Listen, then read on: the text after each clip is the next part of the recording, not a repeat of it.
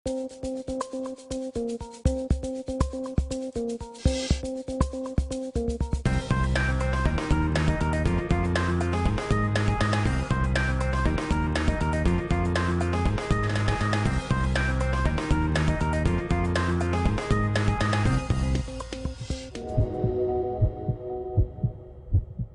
के बाद आपका स्वागत है। हमारे साथ फिटनेस इंस्ट्रक्टर भूपेंद्र देशवाल जी मौजूद हैं।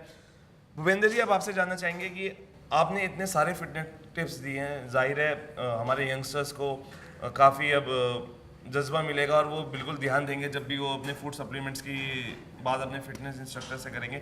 अब आपसे जानना चाहते हैं कि डाइट प्लान कितना इंपॉर्टेंट होता है। डाइट सबसे इम्पोर्टेंट तो डाइट ही होता है। लाइक बहुत सारे में कहा गया है कि किचन से बॉडी बनती है, जिम से कभी बॉडी नहीं बनती, क्योंकि जो आपका रेस्टिंग मेटाबॉलिज्म होता है उसी के अकॉर्डिंग आपके डाइट प्लान्स होते हैं कि आपको क्या खाना है क्या नहीं खाना है, कितना रेस्टिंग मेटाबॉलिज्म।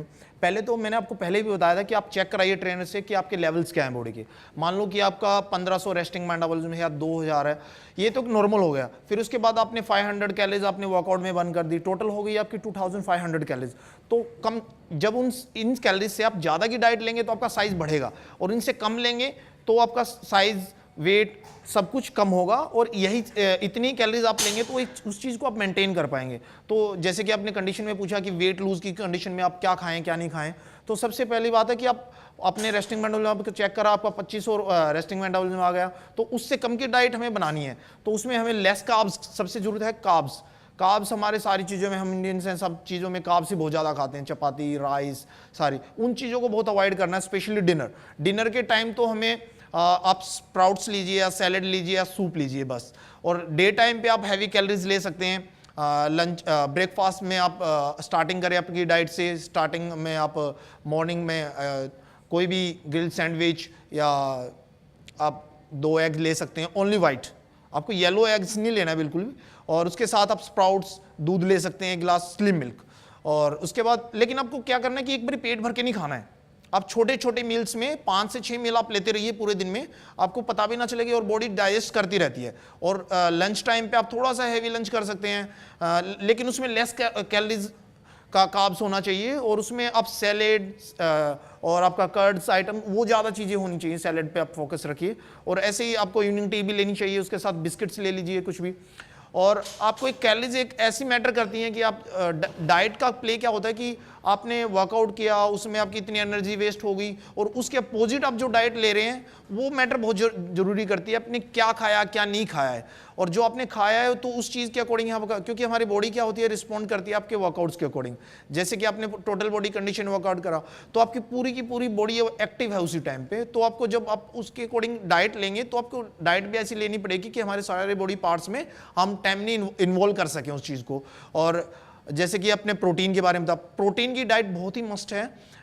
जब तक आप प्रोटीन पूरी मात्रा में अपनी बॉडी में नहीं लेंगे तो आपका रिजल्ट्स अच्छे नहीं रहेंगे, आपका साइज गेन नहीं होगा, आपका अगर आपको साइज वेट लूज करना है तो वेट लूज भी नहीं होगा।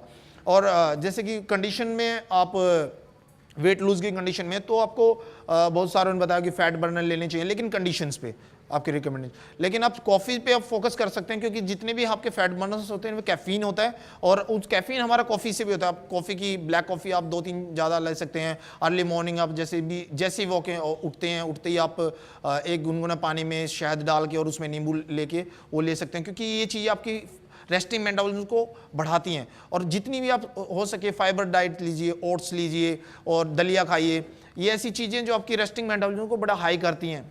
लेकिन भूपेंद्र जी, आपसे ये जानना चाहेंगे कि कुछ लोग हैं जो एक्सरसाइज के बाद ये सोचते हैं कि यार बहुत एक्सरसाइज कर लिया, अब कुछ ज़्यादा खाएं, तो क्या ये सही है कि एक्सरसाइज करने के बाद ज़्यादा खाना चाहिए? कुछ लोगों की ऐसी मिथ है, क्या कहना चाहेंगे? नहीं, ज़्यादा एक्सरसाइज के अगर आपका जैसे फोकस है, आपका वेट बढ़ाना है, साइज बढ़ाना है, तो उस कंडीशन में आप ज़्यादा खा सकते हैं, बट ज़्यादा क्या खाना है वो भी आपको चेक करना है कि उसमें बहुत ज़्यादा कार्ब्स ना हो, फैट ना हो। आप प्रोटीन की चीज़ें ले सकते हैं, एग्स खा रहे हैं, चिकन खा रहे हैं, चिकन में क्या चॉइस करना है आपको, चिकन ब्रेस्ट खाना है क्योंकि उसमें ज़्यादा प्रोटीन होता है। आप पनीर खा रहे हैं तो पनीर को बॉइल करके खाइए क्योंकि उसमें फैट आउट हो जाता है। तो ऐसी चीज़ें कि आप क्वान्टिटी बढ़ा सकते हैं, लेकिन क्वालिटी में खाना है उस चीज़ को। लेकिन जो अपनी कैलोरीज की डाइट ज़्यादा ले रहे हैं, कोई एक एक्सरसाइज जो आपको लगता है कि क्योंकि खाने के सभी शौकीन हैं और खाने के शौकीन तो ऑब्वियस सी बात है, खाना भी खाते होंगे, एक ऐसी एक्सरसाइज जो कैलोरी बर्न करने में सबसे ज़्यादा मददगार साबित होती है? देखिए सबसे मददगार रनिंग होती है, और जो सबसे ज़्यादा इंपॉर्टेंट है, आपको रनिंग करनी ही करनी है।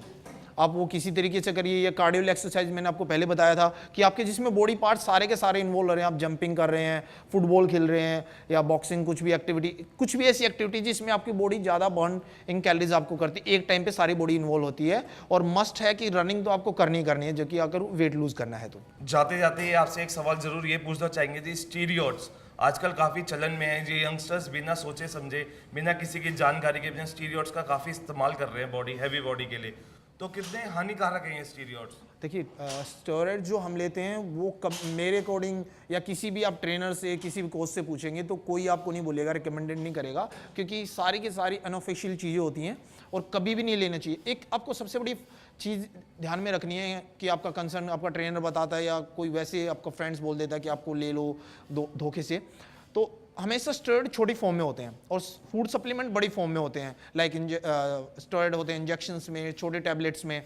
इनका नुकसान क्या होता है कि फ़ायदा ये होता है कि ये टेस्टोस्टेरोन को बढ़ा देते हैं, और उसको हम नुकसान बोल सकते हैं, फ़ायदा नहीं बोलेंगे, क्योंकि टेस्टोस्टेरोन बॉडी का एक तो नेचुरल जनरेट कर रही है हमारी बॉडी, एक आर्टिफिशियली हम जनरेट करते हैं।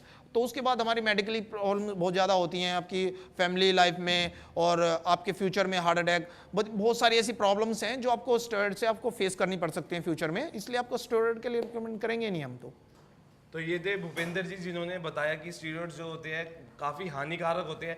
हमारी भी यही सलाह है कि आप जब भी जिम जाएं मायूस ना हो, अच्छी एक्सरसाइज करें, अच्छी डाइट प्लान लें और स्वस्थ रहें।